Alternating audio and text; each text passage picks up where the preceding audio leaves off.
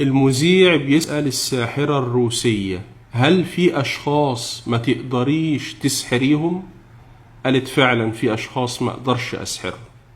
اسمع قالت إيه على المسلمين. When a person is drunk, he... Yes, definitely. Does the amount of alcohol matter? Sure. If a person is drunk, he sleeps. He has no control over himself. He loses awareness. So he's already vulnerable.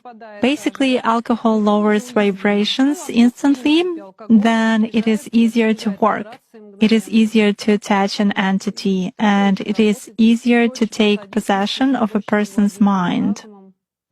Does it mean that it's more difficult to influence a person if he keeps his thoughts in purity? Yes, absolutely. When faced with various religions, it is very difficult to influence Muslims. They are in a constant connection with the egregore. They do namaz every day and read prayers on a daily basis. They are constantly under some kind of a dome, so it is very difficult to influence them.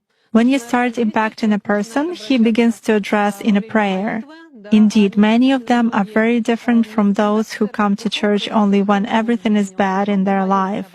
They come to pray and then for 5 years they forget about God, some canons, and so on.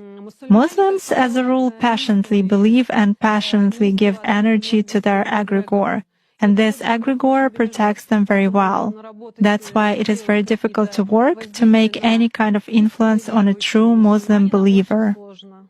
Is this some kind of a good egregore? Well, for them, yes. This egregore is good for adepts who contribute good energy to it. How do you sense it? For instance, you have found an energy trace of such person. What's next? Do you try to drag him somehow to visualize this threat and you fail? Or how do you do that? It disappears. I cannot get a grip on it. I focus on it, but something immediately knocks me out of the flow, just like that. Or I visualize a person in front of me clearly and can affect him even at a mental level, but some image is not created in my mind at all.